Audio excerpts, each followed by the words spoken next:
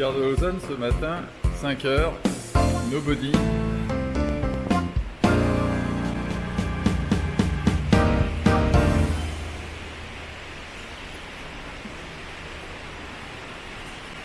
Direction Genève. Et après, ça sera le TGV.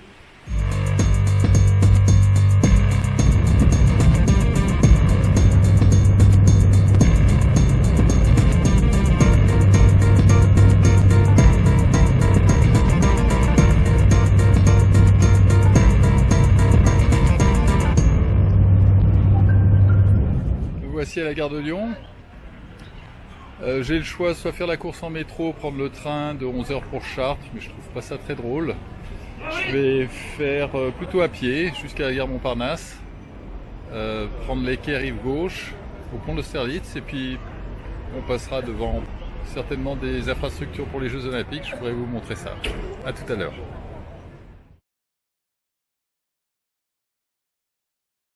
Difficile de passer à Paris sans passer devant Notre-Dame. Alors les travaux avancent, la flèche est recouverte maintenant de ces tuiles en plomb, et puis il y a toujours ce gros Mikado dessus. Ça va encore durer un petit moment.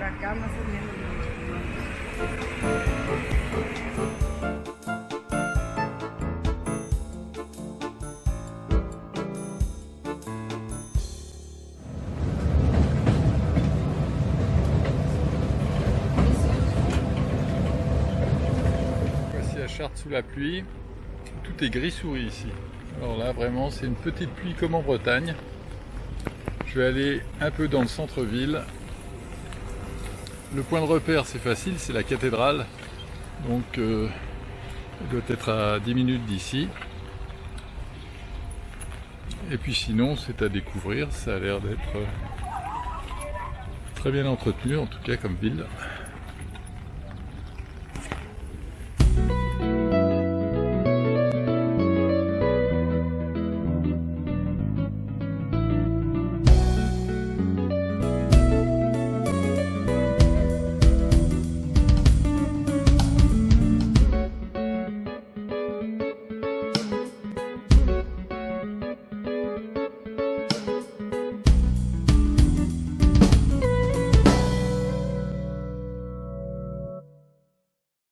Départ ce matin depuis Chartres, qui est une ville où on ne fait pas les choses à moitié, puisqu'il y a une deuxième église qui est monumentale, qui est l'église Saint-Pierre. Je passe devant et je découvre ça, c'est quand même des bâtiments incroyables.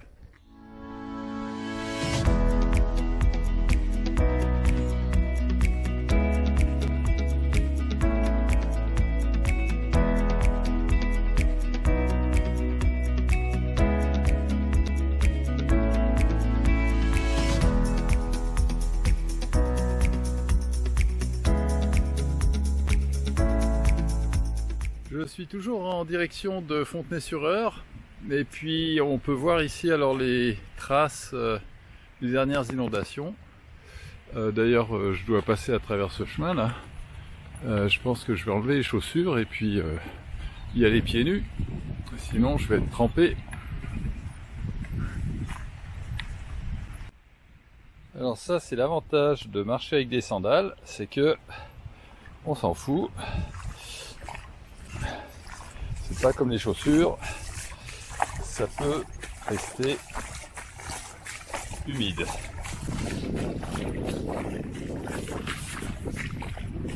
Voilà, maintenant il n'y a plus qu'à laisser sécher 1 km ou 2 et puis on remettra les chaussettes.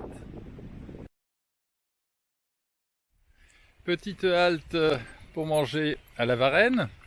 Alors ici le paysage c'est des champs de colza.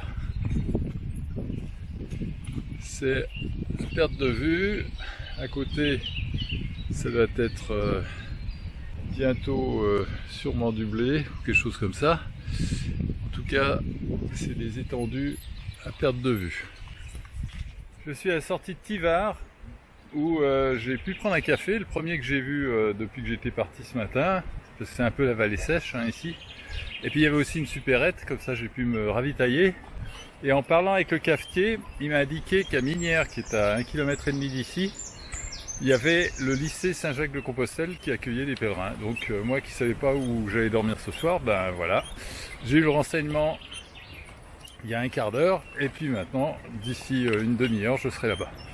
Ça me va bien parce que il est en train de souffler très fort, et puis j'ai l'impression que ça devient de plus en plus gris.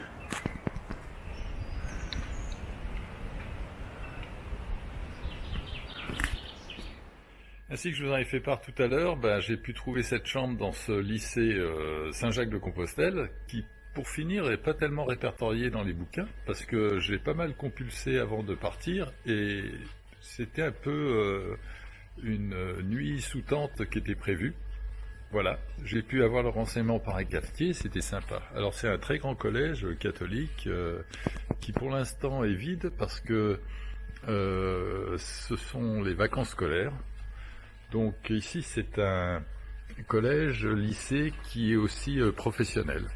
Donc moi je vais manger dans cette petite salle, c'est très très calme, je crois tout seul ce soir. Et on m'a mis un repas dans ce frigidaire avec une entrée, un plat réchauffé et puis des yogourts, enfin des bonnes choses. Et demain matin j'aurai aussi le petit déjeuner. Je souhaite à tous une très belle soirée. Et puis je vous retrouve demain pour la suite des aventures. Ils annoncent de la pluie, en tout cas du couvert, on verra ça. Voilà. Bonne soirée à tous et merci de me suivre, ça me fait très plaisir.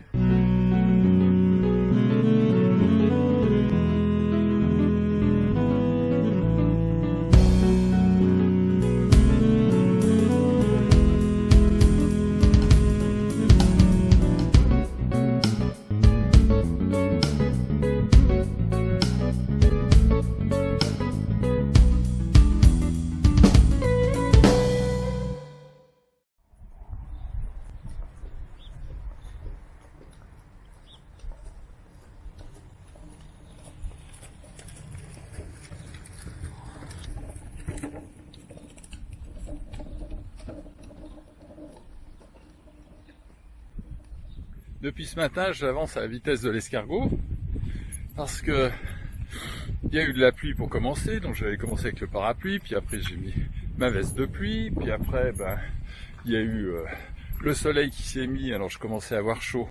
J'ai enlevé la veste de pluie, mais il y avait du vent, donc j'ai remis le soft-shell, enfin bref, j'ai pas arrêté de me rhabiller tout le temps. Sinon, les paysages ici, c'est toujours un peu les mêmes que je vous ai dit hier, c'est-à-dire vous avez du blé, vous avez du colza, vous avez du colza, vous avez du blé. Voilà. Je pense que ça va durer certainement au moins 10 km comme ça. Je suis à la sortie d'un village qui s'appelle Luplanté. Et jusqu'à ce village, je dois dire que c'était goudron, colza, blé, blé, goudron, colza. Donc assez monotone. Et puis maintenant, j'ai retrouvé un petit peu des petits chemins qui sont plus dans la campagne. En traversant d'ailleurs des petits bois là. Mais ça, faut mieux pas s'y aventurer quand c'est la saison de la chasse. Et puis vu qu'il y a un peu de vent, les éoliennes tournent. Ça fait quand même du bruit quand on passe dessous. C'est pas anodin. Voilà, je suis de nouveau à Luplanté, qui est un village qui porte bien son nom parce que le Lulu, il s'est planté. En fait, en allant au collège Saint-Jacques-de-Compostelle hier, je suis sorti de la trace et puis j'ai rejoint ce collège. Et puis ce matin en partant, j'ai dit bon la trace elle se trouve à l'ouest, je pars vers l'ouest.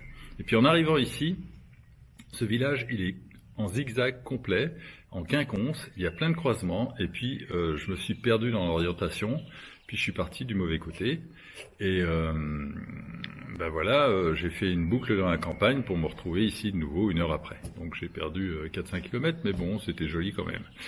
Donc je vais m'arrêter pour manger, refaire le point sur la carte là pour de bon, et puis repartir dans la bonne direction. Voilà, c'est un peu sport des fois, mais normalement je devrais retrouver la trace, elle se trouve à une dizaine de kilomètres, mais à l'ouest, et pas vers l'est comme j'étais parti. A plus. Je suis en train de raccorder sur Illier-Combray, donc raccorder la trace, et puis il est 2h de l'après-midi, j'ai encore une petite heure, 1h30 environ, et puis sinon je suis toujours dans le colza, partout.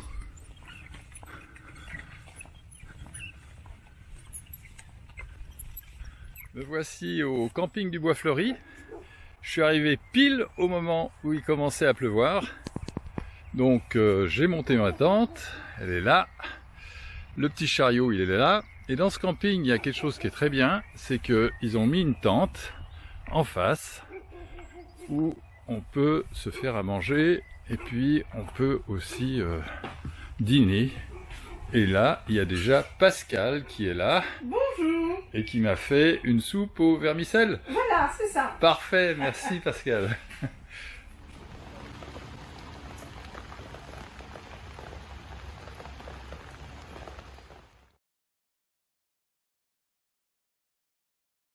Alors ce dimanche, je vais le passer ici au camping. C'est encore un peu sec ce matin, mais cet après-midi, ça va être la flotte. Donc si je démonte la tente après, ça va pas le faire quand je vais arriver. Ça va être sous la pluie. Et puis, je suis en train de me cuisiner un petit repas avec quelques coquillettes. Ça chauffe le gaz. Et puis, un petit bœuf bourguignon de chez William Sorin. Et bien sûr, les entrées, le fromage, le dessert, tout ce qu'il faut. Voilà, ça sera le programme d'aujourd'hui. J'ai fait 45 minutes de marche ce matin pour me décrasser. Et puis cet après-midi, je vais lire tranquillement un livre que j'ai trouvé ici sur une table.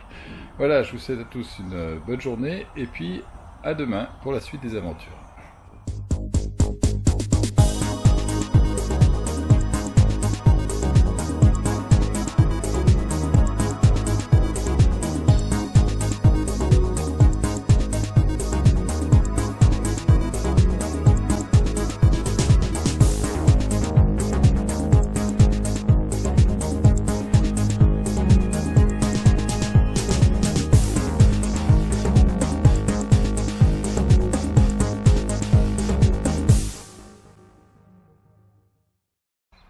Départ ce matin depuis Illier-Combray, où j'ai laissé le petit camping du Bois Fleuri qui était très très bien, avec un peu de soleil qui se pointe, ce qui fait plaisir parce que tout est trempé. Donc je sais pas si je vais remonter la tente ce soir. Alors, en tout cas, si je la monte, il faut que je puisse la sécher avant. Et puis sinon, bon petit déjeuner. Un excellent petit camping avec un accueil très chaleureux et je vais descendre vers Bonneval et cette fois je reprends la trace, c'est-à-dire à travers la campagne.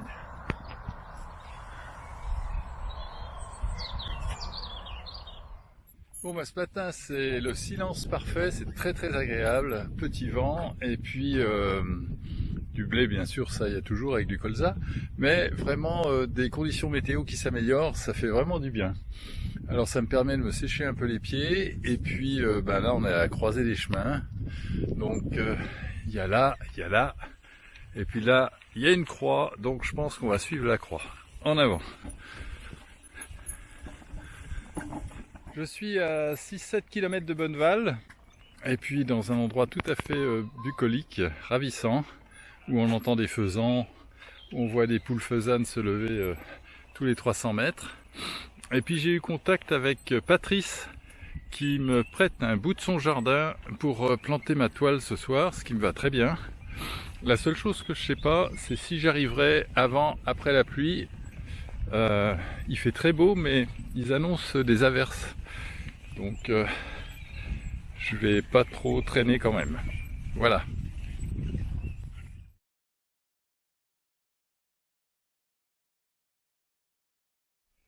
Me voici à Bonneval, après un petit quart d'heure de pluie quand même, mais tout s'est bien passé. Et je suis chez Patrice et Eliane. Patrice m'a gentiment mis à disposition une partie de son très grand jardin, pas facile à tondre d'ailleurs, certainement.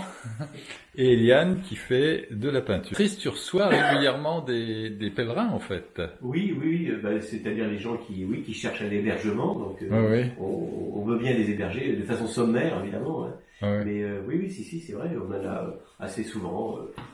Et surtout maintenant la saison va commencer là, donc je pense qu'il va y avoir plus de gens. On a eu des gens quand même en février, il avait fait froid, il faisait froid. Ouh là là, ça a dû être sport là. Oui. Oui, oui, mais bon, maintenant ça va, ils vont arriver, je pense, plus souvent. Il y en a qui viennent en vélo aussi? Non, on n'a pas encore eu en vélo. Non, non. Pas du tout. Voilà. Mais sans doute, bien sûr, il y a des gens qui sont.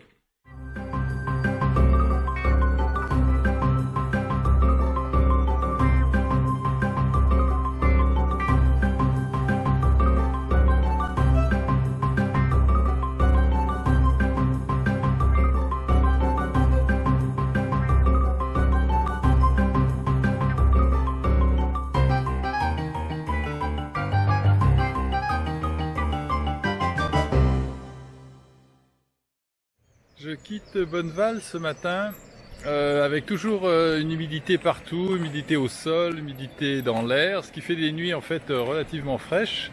Tout est toujours saturé d'eau. Et puis aujourd'hui la balade va emmener vers Châteaudun.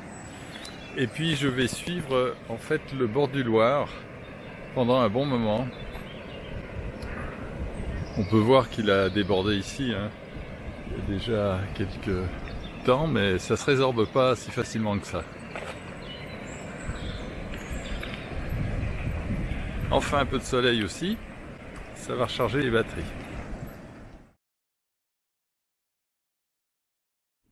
C'est le début de l'après-midi, j'ai pu me restaurer après avoir pas mal pataugé dans la flotte le long du Loir. En effet, les chemins sont complètement détrempés, donc c'était pas facile. En fait, ce sont des zones inondables. D'ailleurs, il n'y a qu'à voir cette maison que j'ai photographiée.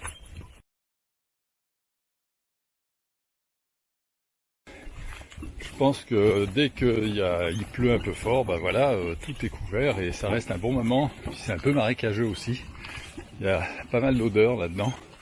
Donc je suis pas sûr que ça soit très très sain d'y rester à l'année. Mais maintenant, je suis sur un chemin tout à fait différent. Je suis en forêt avec une route bien tracée, et puis je dois rejoindre maintenant Châteaudun, c'est quand même une dizaine de kilomètres. Voilà, je vous reprends un petit peu plus tard. Je suis en approche d'un village qui s'appelle Marboué, donc pas très loin de Châteaudun.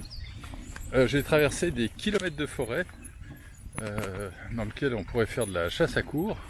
Alors là, avec de la route déjà meilleure, beaucoup de chemins avec de la flotte partout, c'est quand même la caractéristique. D'ailleurs, si on regarde sur les côtés, il y a toujours des bouts de marre à droite à gauche. J'ai rencontré personne de la journée. C'est incroyable, c'est des endroits très très déserts, en tout cas pas beaucoup de marcheurs. À tout à l'heure. J'arrive bientôt en vue de Châteaudun, qui est plus très loin, et puis ici on rejoint le Loir, qui est très calme, très tranquille. Et puis on va le suivre jusqu'à la ville là-bas. C'est certainement un château puisque ça s'appelle Châteaudun.